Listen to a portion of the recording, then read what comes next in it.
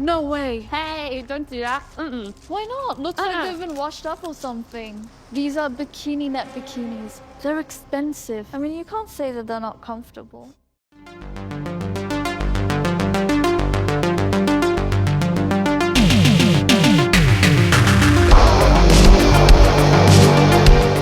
This one makes Sharknado look like absolute cinema.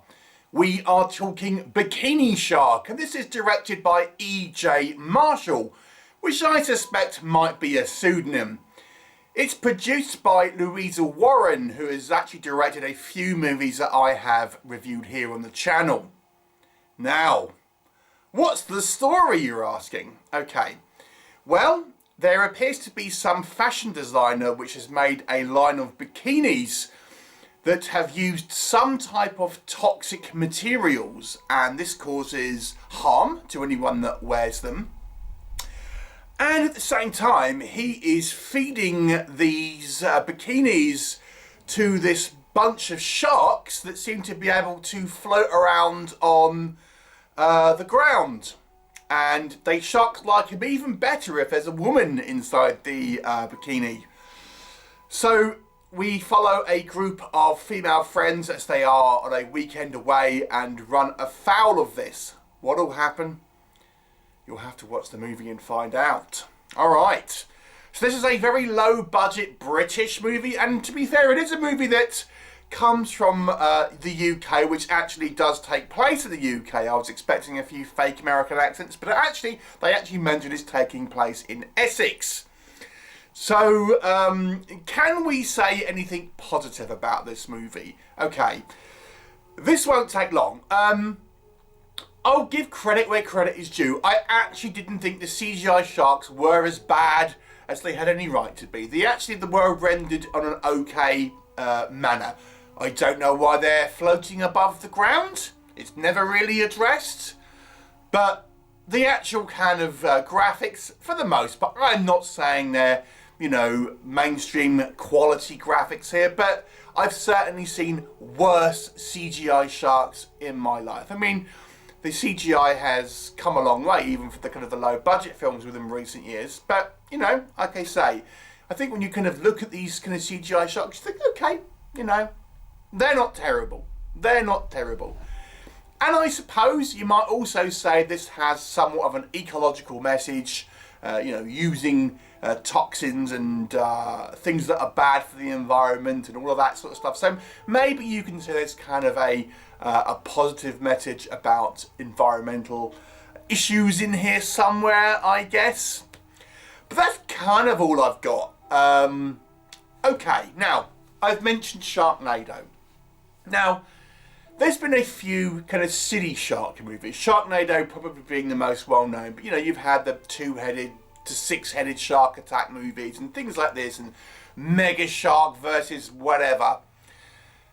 The difference with those ones and this particular movie is that the movies that I've mentioned, Sharknado and such, know that they're making a silly movie and play into it, thus making a kind of a goofy, self-referential, knowingly silly movie.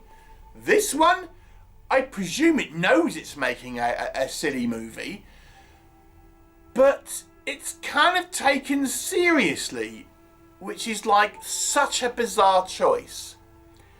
Or at least that is how it appears. Right, let me give you some more context here. The acting here... Now, no one's watching a movie called Bikini Shark for good acting. So I don't expect the acting to be good. But it is terrible. I mean, it is universally terrible in this movie, to the point where I would have suggested these actors would have got into porn as a better career option than do this film. But what I would say is that the actors' line delivery kind of comes across like they're trying to take this subject matter seriously. Now, I don't know if this movie was originally designed to be a silly, like, over-the-top, knowingly schlocky spoof, but then the actors have kind of taken this as oh, we'll just say these lines and kind of like, we'll pretend this is like the thing that's happening.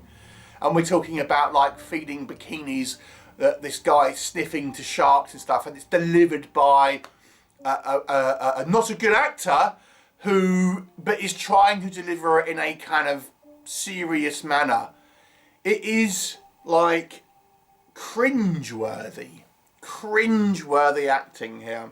But as I say, I feel the direction here is like completely misjudged, because the actual dialogue compared to the delivery, like I said, the dialogue is so ridiculous, but the delivery seems to be trying to take it sort of seriously. So it becomes this sort of, we have these like poignant moments where there's a little bit of like emotional cadence and stuff, and it's like, oh my god, do you realise what movie you're trying to make here? Bikini sharks. Why are they floating on the ground? Don't know. Toxins is making these sharks be able to A, breathe, and B, move seemingly with no kind of means of propulsion on the ground. I mean, again, we're not trying to take this movie seriously, but at least give us some sort of like silly explanation as to why. That we never really actually see them in the water. They're always just kind of floating around on the ground. I mean, I've said the CGI isn't bad, but don't get me wrong here. It isn't stellar.